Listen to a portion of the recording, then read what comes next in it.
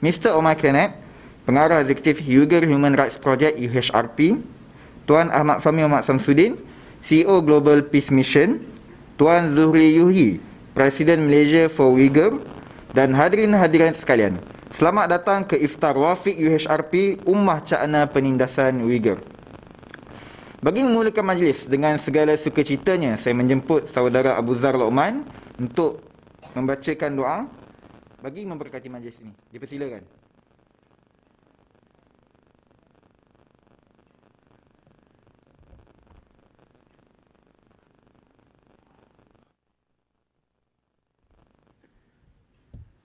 A'udzubillahi minasyaitonirrajim.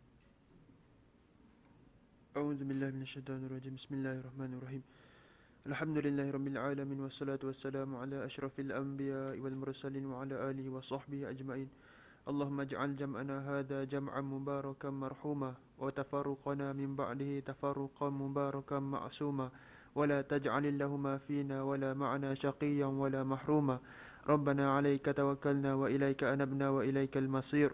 اللهم طول أعمارنا وصحح أجسادنا وثبت إيماننا ووسع أرزاقنا وحسن أخلاقنا ونور قلوبنا برحمتك يا أرحم الراحمين. اللهم اجعلنا من أهل الخير واجعلنا من أهل البركة واجعلنا من أهل المغفرة. اللهم اجعلنا من أهل الجنة واجعلنا من أهل الفردوس الأعلى برحمتك يا أرحم الراحمين. اللهم اجعلنا مجلسنا هذا مجلسا مباركا لأصحابنا وأهلنا وجيراننا وضيوفنا برحمتك يا أرحم الراحمين. ربنا آتنا في الدنيا حسنة وفي الآخرة حسنة وقنا عذاب النار. وصلى الله على سيدنا محمد وعلى آله وصحبه وبارك وسلم والحمد لله رب العالمين. Terima kasih saudara Abu Zar atas bacaan doa. Hadirin hadirat sekalian, kini dengan segala sukacitanya, majlis mempersilakan Profesor Madya Dr. Rafidah Hanim Mohd, Presiden WAFIQ, untuk menyampaikan kata-kata aluan pada majlis petang ini. Dipersilakan.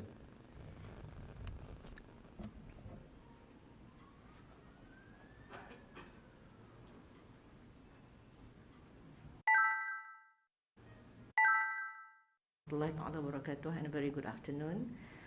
I'm going to actually conduct my speech in bilingual, and judging from the audience that are here in the moment, I think many could actually familiar with bilingual presentation. So selamat datang. I'm sure Brother Omar and Sister Luisa have heard that word many times.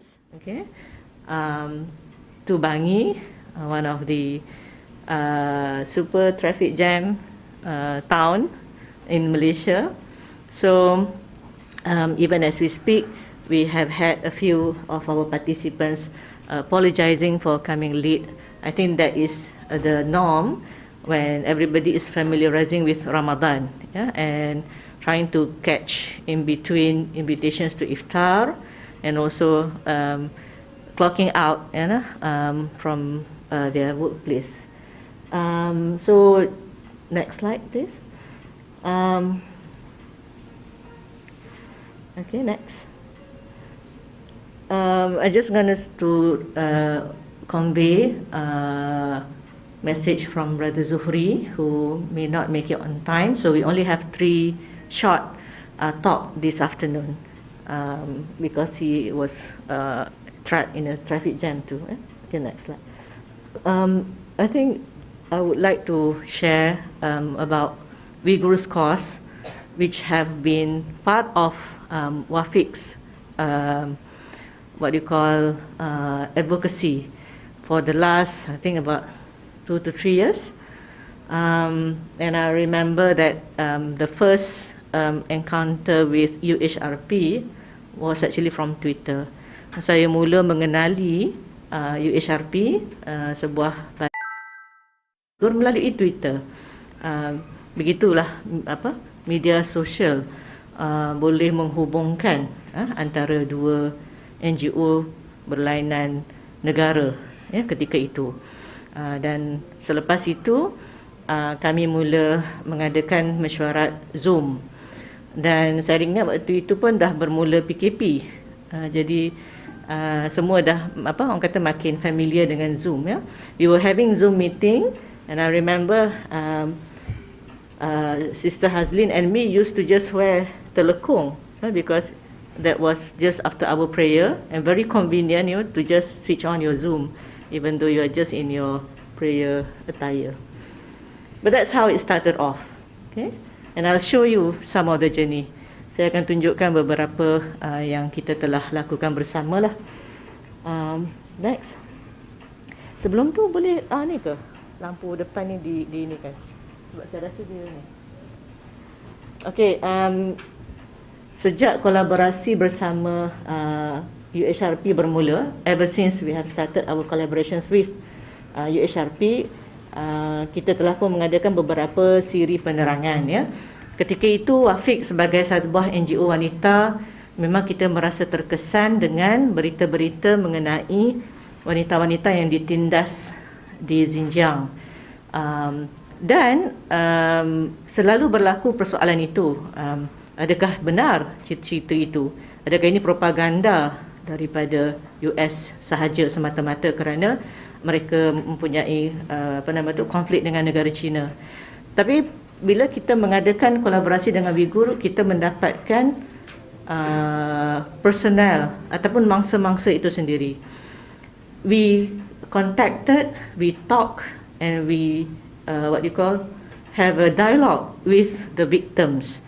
You will hear from Subi Mamat, from Eldana, from Nur Siman, all sharing their actual oppression. They have not contacted their families for many years, ya. Tak jumpa ayah, ya, ayah dalam penjara, tak jumpa mak, tak tahu, hanya jiran yang bagi tahu bagaimana rumah mereka berada sekarang, dan rumah-rumah itu pun kosong. Dan lagi satu dia yang mungkin nanti Brother Fahmi akan terangkan lebih lanjut adalah tentang kemusnahan masjid dan sebagainya, ya. Jadi bermula titik dari sinilah kita merasakan bahawa isu Uyghur ini mesti terus disuarakan. We should provide voice for the oppressed women, in Uyghur. Dan tentu bila berada di bidang perubatan, saya juga terkesan dengan laporan-laporan sterilization, ya, mereka diberi ubat agar tidak dapat mengandung, forced sterilization, ya. So this is a few things that we have done before in 2021. Next, kita mengadakan Untold Stories, di mana ini adalah wanita-wanita Uyghur, ya, yang menceritakan sendiri tentang pengalaman dan kehilangan keluarga mereka. Masa pendek, jadi hadirin boleh pergi ke YouTube channel WAFIQ untuk melihat video mereka. Next. Okay, Sister Fatimah Abdul Ghafur lagi. Next. Nur Siman, Subi dan juga Eldana. Next. Okay, ini saja nak tunjukkan, ya, WAFIQ bekerja dari rumah walaupun sebelum PKP, kan. Advokasi kita 95% lah work from home. So even when we have a conference or webinar, international webinar, we are still at home, and this is how we do it. Next. And then we also invite academic, ya. Kami juga melibatkan pensyarah universiti untuk mengetahui tentang macam mana international relations when it comes to Uyghur issues, ya. Next. Dan kita pernah bekerjasama dengan Maya, dan ketika itu pada mulanya timbalan menteri di bahagian Perdana Menteri, Jabatan Menteri Agama bersetuju, tetapi pada saat akhir beliau menarik diri. Next. Dan selebriti yang menyokong, selebriti that also voice her concerns.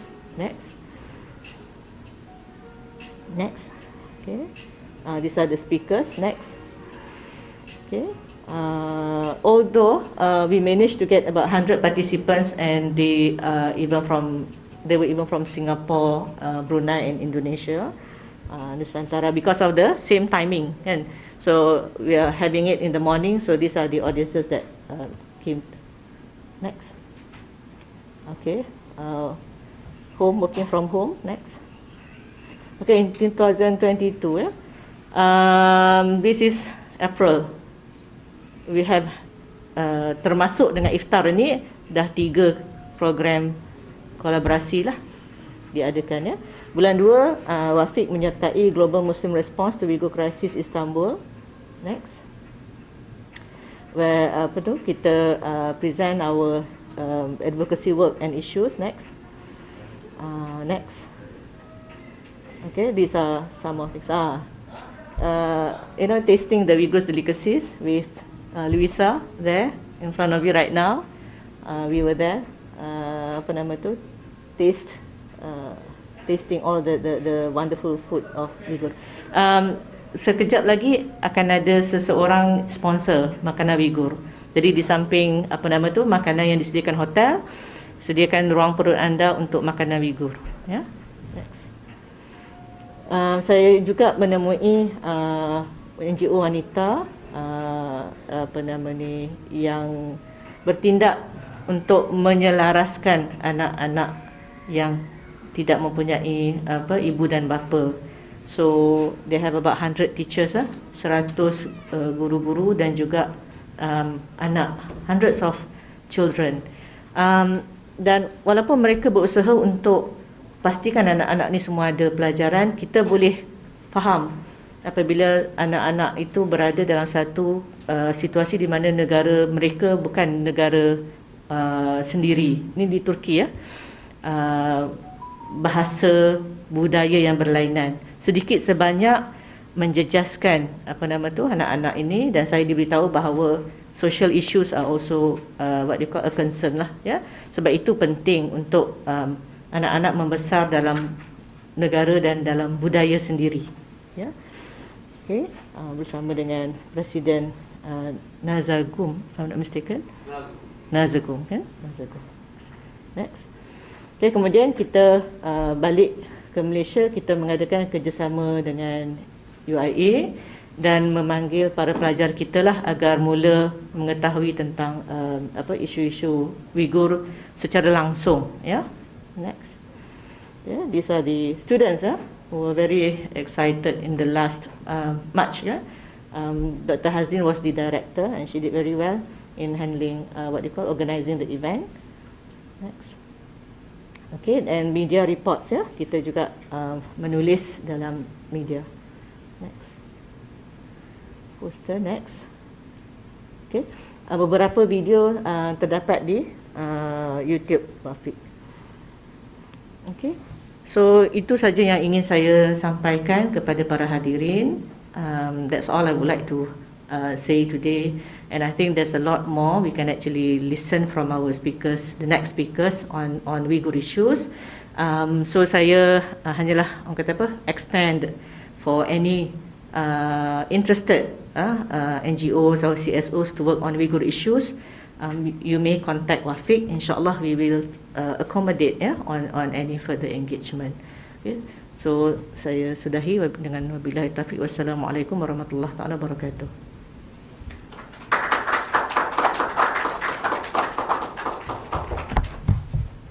Terima kasih Profesor Madya Dr. Rafidah Hanim Mukhtar.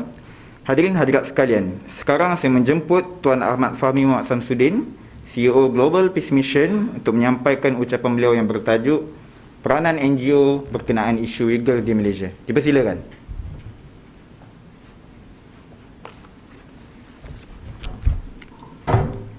Bismillahirrahmanirrahim. Assalamualaikum warahmatullahi taala wabarakatuh.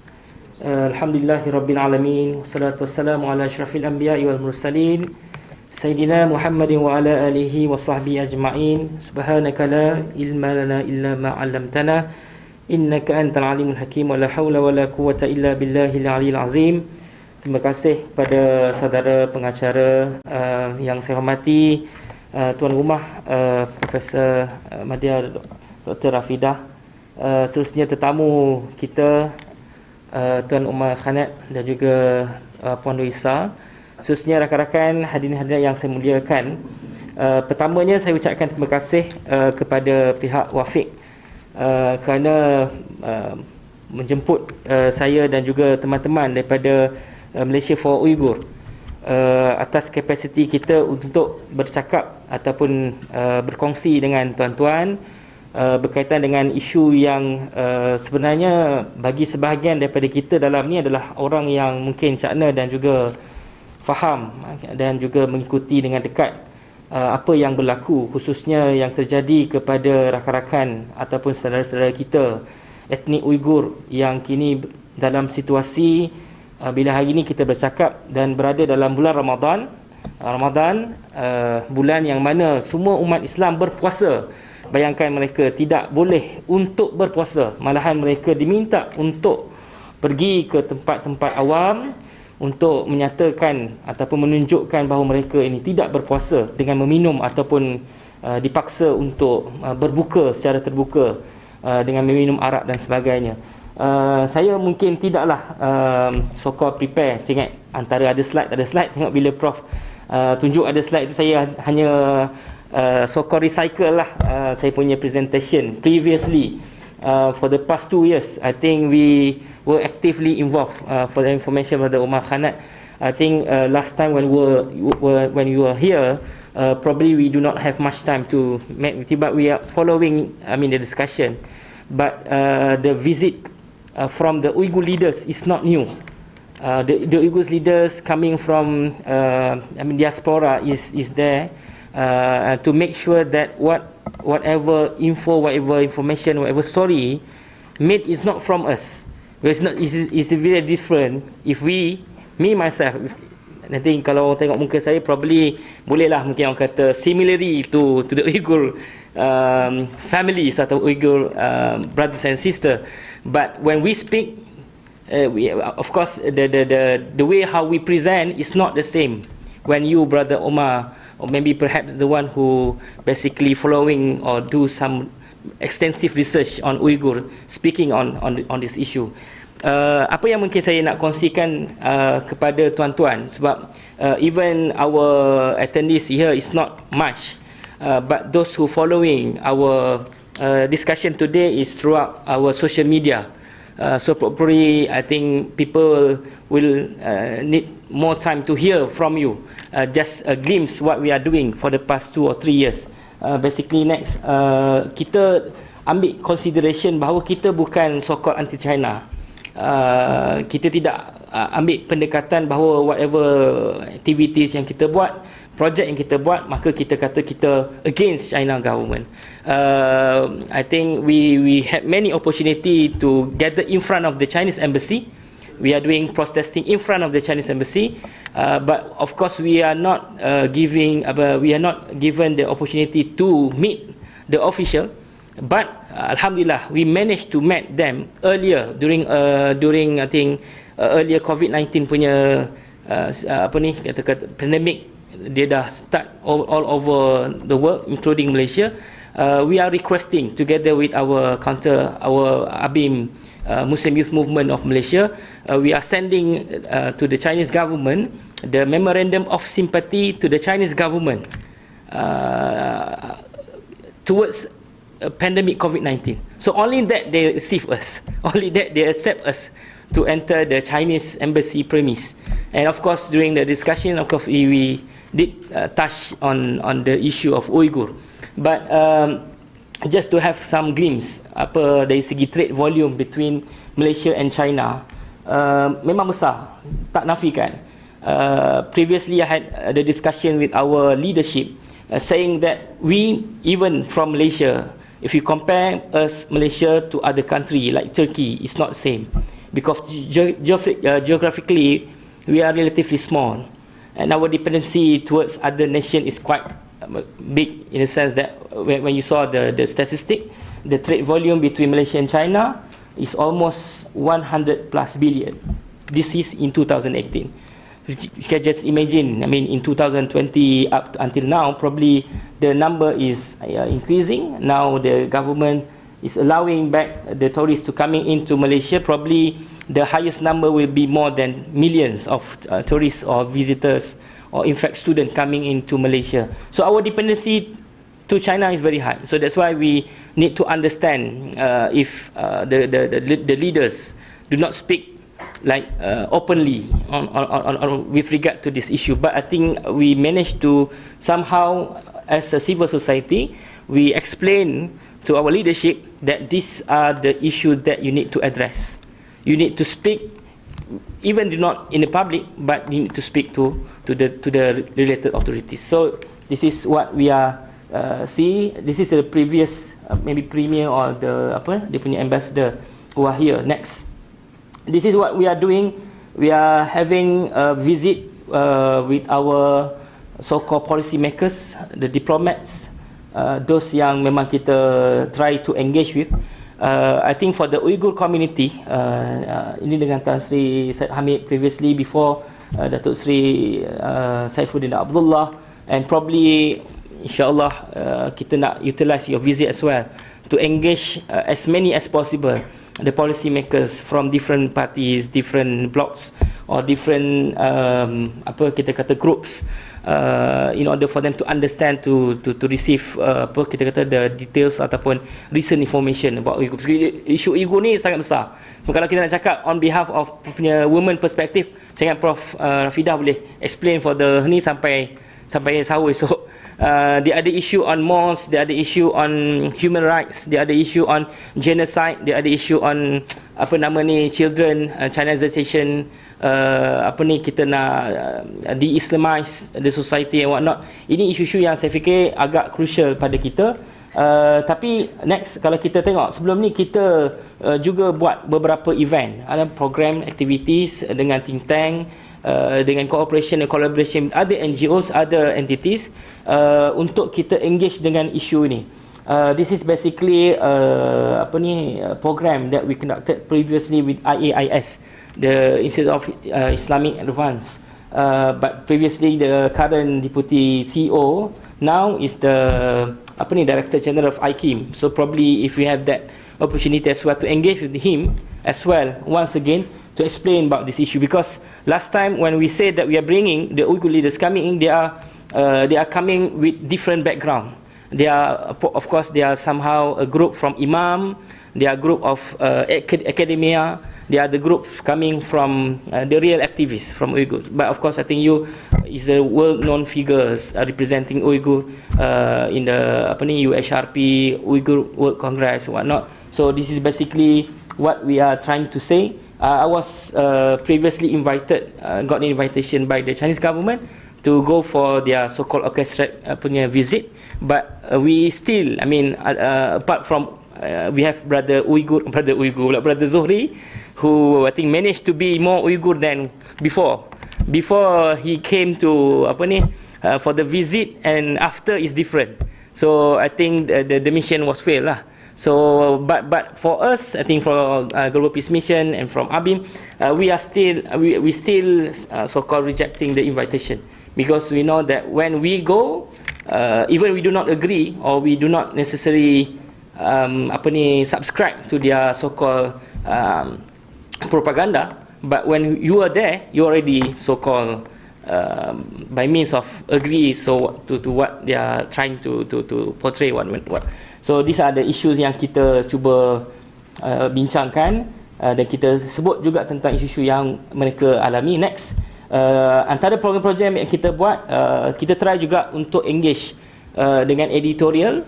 Ini juga inisiatif yang kita buat dengan atas capacity Malaysia for Uyghur. Through social media tu satu, tapi I think it's important for you as well to engage with our editorial news agency. Nampak macam agak conventional, but I think because people are reading this, people are viewing this by television or news. But to our surprise, a week after this come out, and this is basically in Sinar Harian, a week later the Chinese government, they have their own counter narrative, explain another way around. So kita tengok memang dia memang so-called proactive in the sense that they are kita kata answering to all so-called propaganda mixed against them. But this is how we try to engage with. Next, to TV Al-Hijrah, this is basically to TV 9. Saya ingat lagi, yang ni brother Abdul Salam from Australia. I managed to bring him by my motorcycle just to get rid of traffic jam. just to make sure that he will be on air. I think 7 o'clock plus begitulah. So basically we managed to bring him as well to the studio. Next. And we in fact have a live macam ada interview as well with the Chinese embassy officer, explaining and so-called debating, but with a few minutes. But at least we are trying to give somehow overview what really happened. Dipaksa makan daging, minum arak. This is what I'm telling earlier in my speech. Ini isu-isu yang saya fikir Brother Abdul Salam as well. We have one short video. Probably I think maybe we can share to Wafiq punya circle as well. I think 2 or 3 minutes video, very powerful video, but to explain in a very short period of time what really happened to the Uyghur brothers and sisters. Next. In fact, we have also an opportunity to give a space for Brother Abu Salam, Ustaz Abu Salam, to deliver his khutbah. And Alhamdulillah, this is one of our initiative as well, to work with the Islamic Religious Council in different states to prepare for this kind of special khutbah. Because somehow in Malaysia particularly, when we need to speak on different issue, it depends on what really happened during that time. Last Ramadan, Gaza being attacked by Israel, then people talking about Gaza, Palestine. And then suddenly, they silent. Then tunggu isu lain. So basically, we are waiting for other issues. Then people will start to talk. But somehow, if we can have this opportunity earlier, I think we try to discuss if we can have a group of imam or a group of text writer of khutbah. Probably I think it's good for them as well to understand the issue, and they can craft their punya speech or text so that all state, all masjid probably can deliver a special khutbah on Uyghur.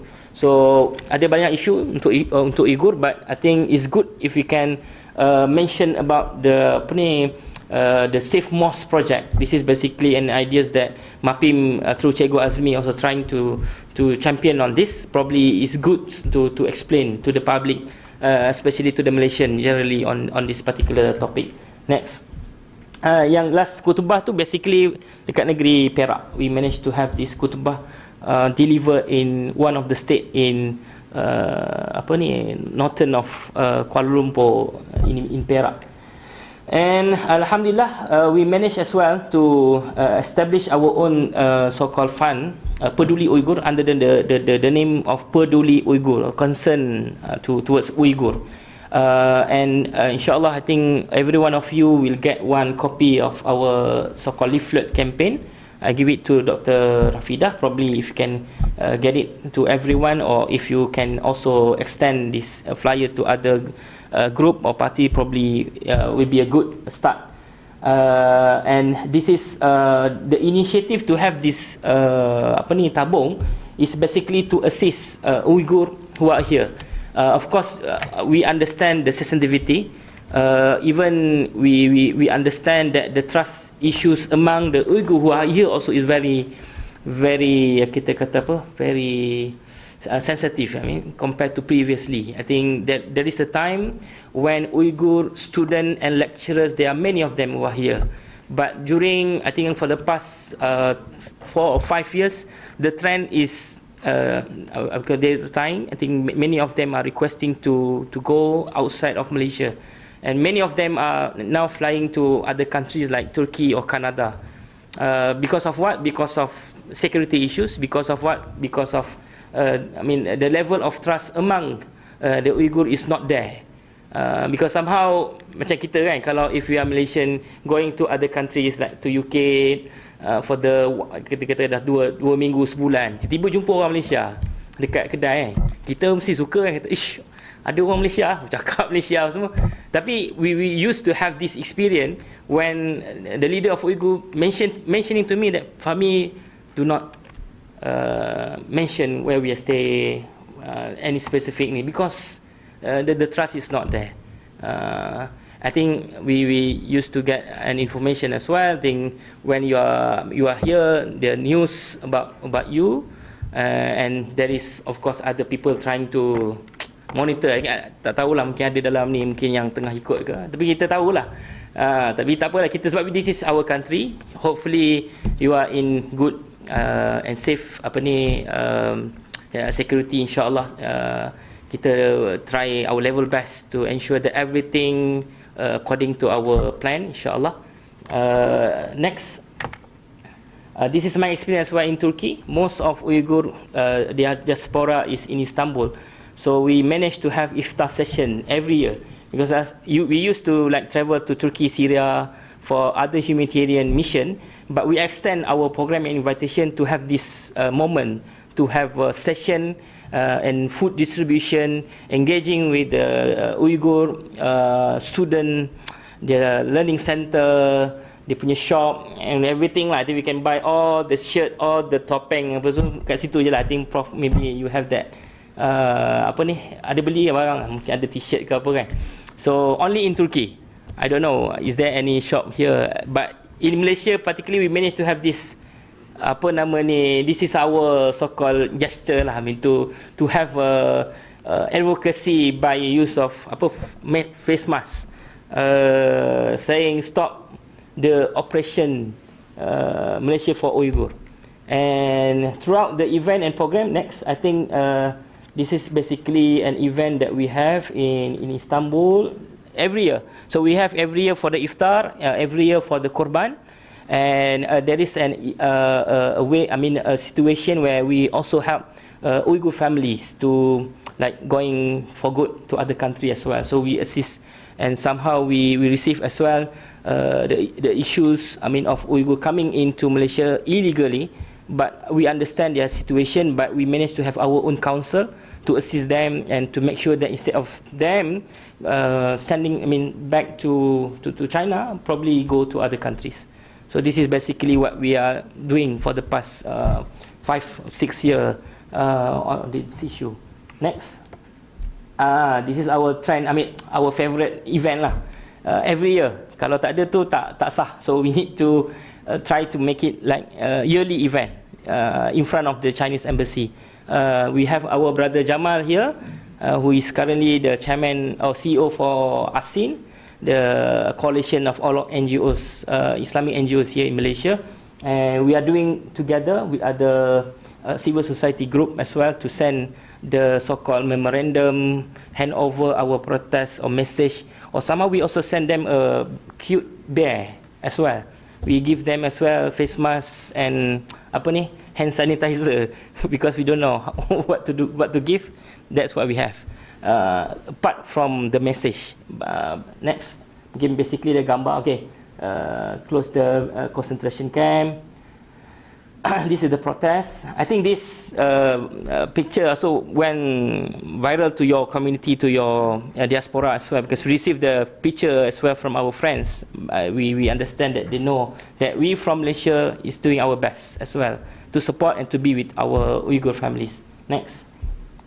This is basically Cikgu Azmi, Dr. Roslan from Pusatan Ulama Malaysia, and Brother Faisal left is the current president of ABIM, and Brother Rami before. Next, this is our launch campaign for Peduli Uyghur campaign with our chairman Dato' Ahmad Azam, who is currently also the commissioner for the OIC on human rights. Probably if you have time as well for us to introduce you to him to speak on this issue from the perspective of human rights. So next, ada lagi tak? So I think that's all. Ada lagi? Okay, so this is kind of message that I'm trying to explain. Why kita perlu berdiri bersama mereka. This is our responsibility. We are brothers indeed. We are trying to be with all of you. Inshallah, we are trying our level best to make sure that the issue of Uyghur is known to the public, especially from Malaysia. Thank you so much for the opportunity. Assalamualaikum warahmatullahi wabarakatuh.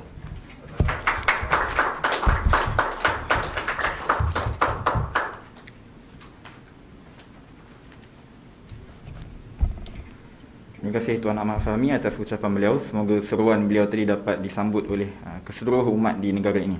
Baik, hadirin hadirat sekalian, kini tiba masa yang kemuncak Ucaptama daripada Mr. Ummah Cakna, Pengarah Eksekutif Uyghur Human Rights Project UHRP. And with all due respect, I invite Mr. Ummah Cakna to deliver his speech. Please be welcome.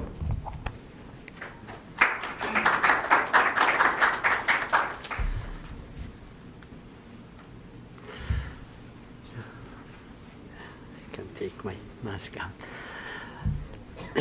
Assalamu alaikum, brothers and sisters.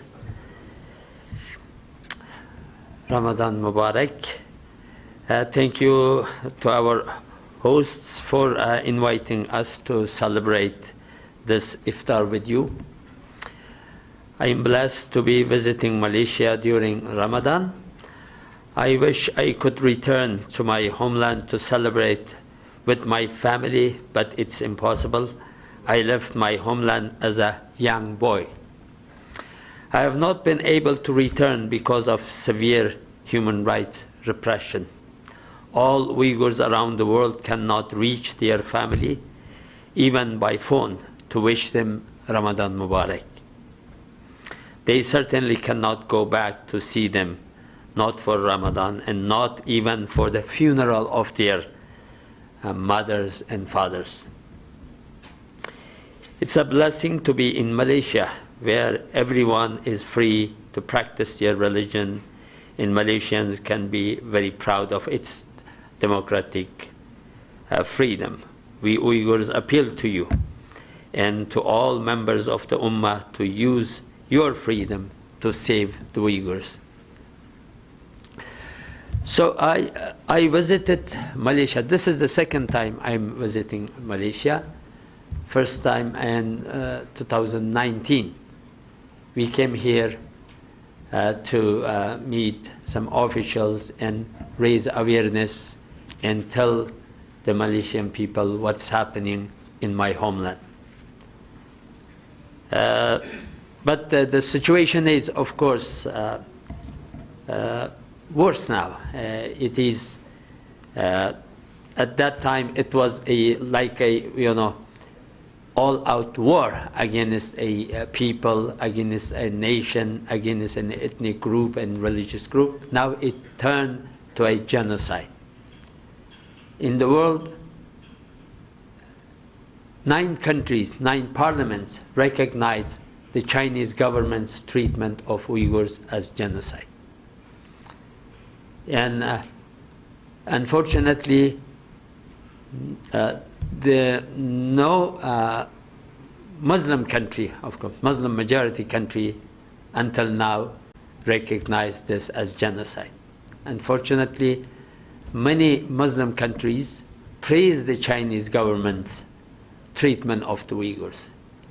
Even OIC, which was supposed to protect the rights of the Muslim minorities in the world, they are also, this organization is also in 2 statements praised the Chinese government's treatment of the Uyghurs. But in Malaysia, of course, I wanted to say a lot of things, but I just, dropped my papers because when I heard what's happening in Malaysia, what Abim Wafiq has been doing, it's not necessary to ask all these things from you. Wafiq has been doing a great, terrific job in raising awareness among the Malaysian people. Until now, Wafiq organized several webinars featuring the Uyghur witnesses. It was very effective. They told their stories, what was happening for them. And also, we just saw what the Abim has been doing, Global Peace Mission has been doing a lot of things that, I was not aware. So that so much thing has been, going on, and they have been done so much to raise awareness and also to help the Uyghurs. But in spite of international awareness, in spite of international pressure, Chinese government didn't back up. The genocide is ongoing, and millions of people are still in concentration camps. About 1 million Uyghur children has been separated forcefully from their parents and have been taken to boarding schools, orphanages, and they are being raised with the Chinese culture, and they are not allowed to speak their language, and their names has been changed, identities have been changed. So maybe if their parents get alive from these camps, they will not be able to to find their children, and they will not the children will not be able to join their families. And hundreds of thousands of Uyghurs are being used as a forced labor, cheap labor. They have been sent, according to Chinese official documents, 600,000 people have been sent from East Turkestan, from our homeland, to mainland China, in the factories in mainland China. And all the Uyghur intellectuals are in concentration camp or in prisons. And we don't know what will happen to Uyghurs in 10 years. According to Australian Strategic Policy Institute, 16,000 mosques have been demolished or destroyed since 2017. And Uyghur birth rate was dropped 50% since 2017, because Chinese government has been using this, forced sterilization, forced abortion, and unknown drugs, to prevent the Uyghur birth. So what will happen to the Uyghurs? A Muslim community, a large Muslim group, Uyghurs are have a rich culture, rich tradition. 12 million, according to Chinese office, 12 million people, a part of the Islamic culture, a part of the Islamic world, are being exterminated under watch of 1,400,000,000 Muslims in the world. So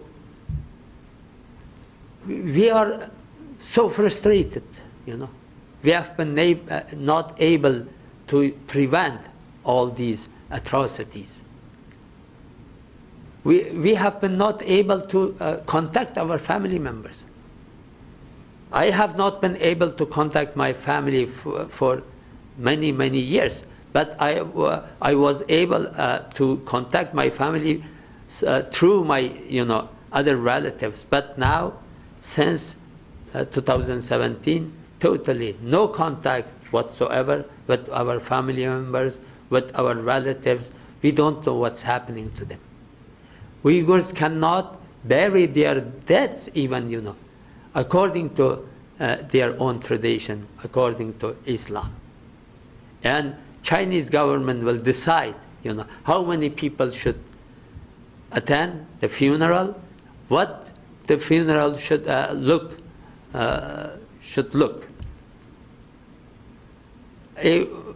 We have a sister. She was in attended a webinar, which was organized by Wafiq, Qalbun Ghani. Her sister was sentenced to, after 2 years, spending 2 years in the concentration camp, sentenced to 17 years in prison. Why? Because she prayed during her father's funeral, and 10 years for that, and 7 years for having a copy of Quran in her home.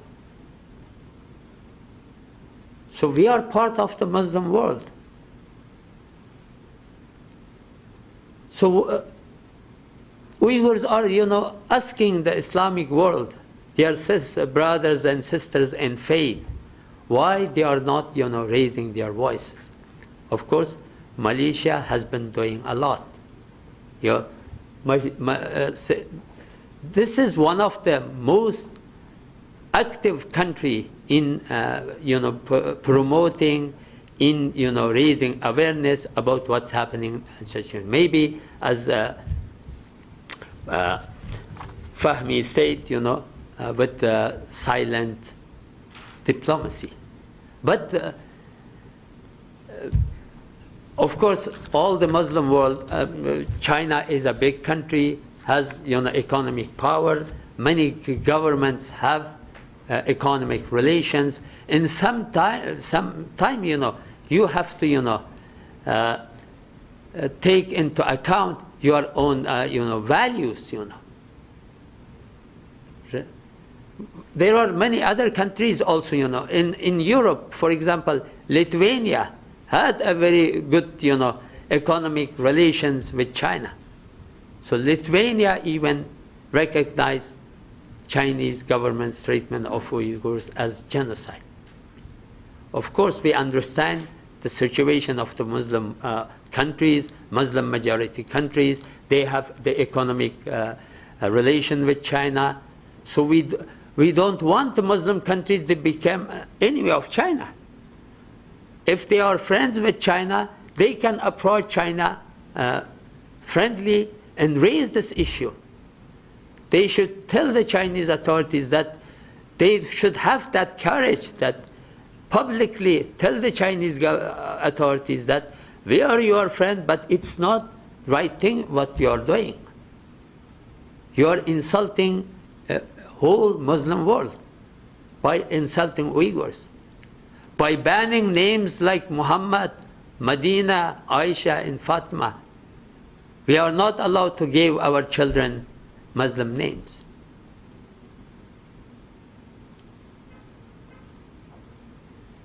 So I just I became a little bit emotional, but I just want to end my speech here. But I would like to use this remaining time, maybe have a discussion with all of you. If you have any questions, so I can answer your questions here.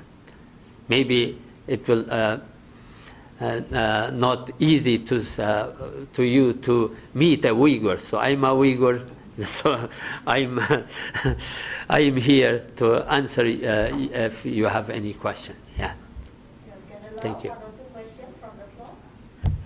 We have about 25 minutes before breaking fast. Oh. 10 questions. Yeah. I think Brother Omar, Jamal, and I think we met before in 2019 from Exit Coalition of Islamic Anti-Muslims.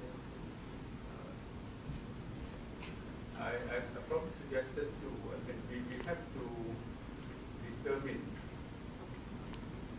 what is the level of security of our Uyghur brothers in Malaysia. We really have not determined level of security. There has not been any deportation. In fact, there was some cases I think conducted by Ahmad about 3-4 years. We have to determine if they are secure here. I think in terms of security, it's okay. But the second issue is that we hear from our brothers here, from some of the Uyghur brothers, it's getting fewer and fewer, is that security is one, but the second thing is issue of their passports. Once the passport becomes expired, there's no way to renew. I think that's where a few years back, Zuhri, we tried to work on the possibility of giving them the rights of refuge, rights of refuge in Malaysia once their passport expires. So if they can have that security, I think they should be safe in Malaysia. And finally, that is the issue. We need some Uyghur brothers here. We need a Mehmet Tohti here. Our brother Mehmet Tohti. We need one or two here to provide the thing, and we will support. The rest of us will provide all the support. Yeah. So this is something we need to determine. Thanks. Yes, you know, Chinese government not only repressing or committing genocide against the Uyghur people in our homeland, but it also extended its long arm to other countries. Even not in Malaysia, even in the US, Uyghurs don't feel safe. I'm talking about the US. You know, of course, in Muslim countries, as leave aside the Muslim country, even in the US, Uyghurs are not, you know, don't feel safe, because Chinese government, Chinese agents, you know, continue to harass the Uyghur people, Uyghurs in the US, threaten the Uyghurs, calling them every day, you know. Still, as I speak here, they are doing this, you know, continue to do this. So therefore, the Uyghurs, you know, don't feel safe. In Turkey, Turkish people are very sympathetic to the Uyghurs. There are a lot of politicians, political parties who support Uyghurs.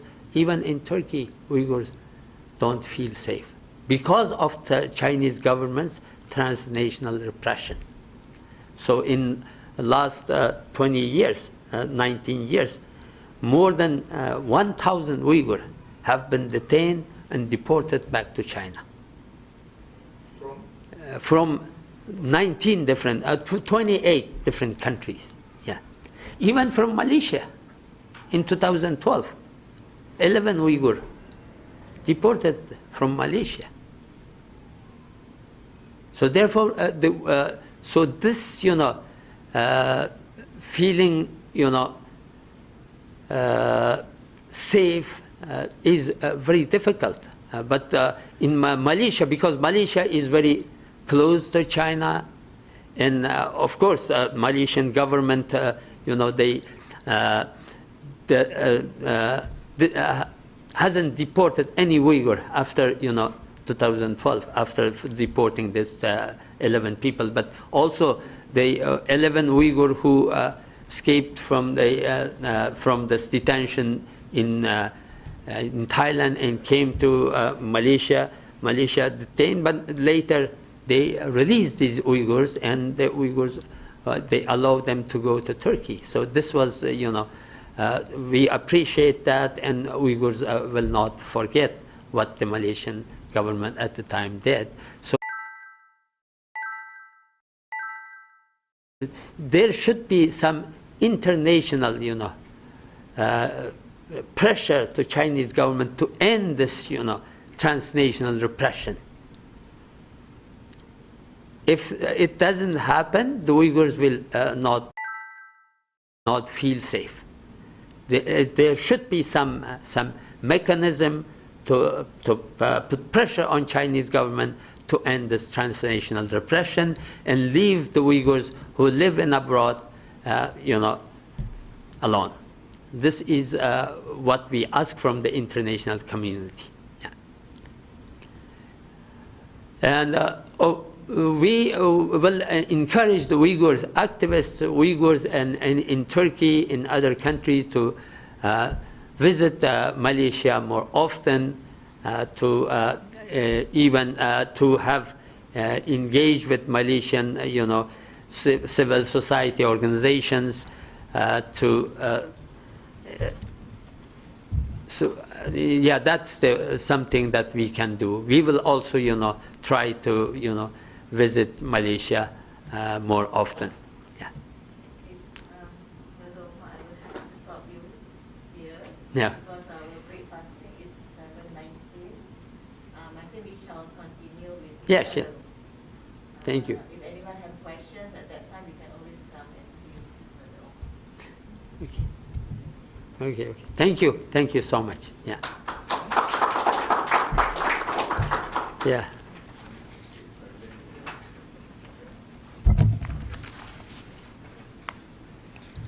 Thank you, Mr. Omar, for the speech.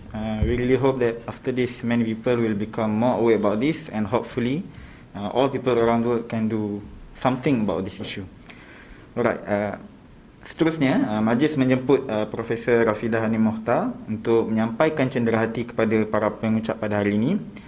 Dengan itu, saya menjemput Tuan Fahmi daripada Global Peace Mission untuk menerima cenderahati daripada pihak WAFIQ.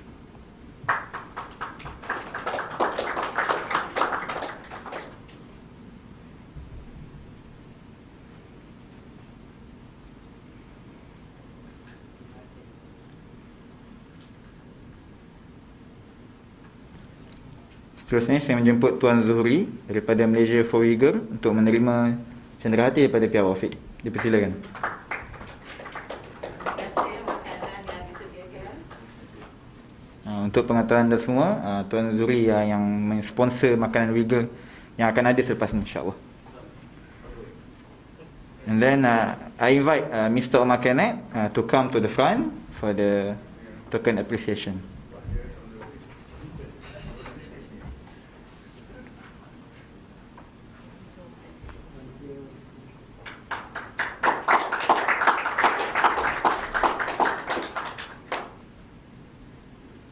And last but not least, I invite Lisa Grivet to come to the front to also receive the token appreciation from the WAFIQ.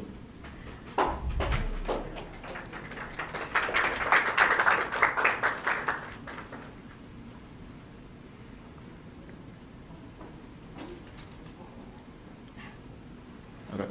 So after this, I invite all of you to come to the next hall for the breakfast. And then I encourage all of you to eat a little, and then we will pray Maghrib, and after Maghrib, insyaAllah, we will have a big feast, insyaAllah. And that's all. I invite all of you to go to the next hall.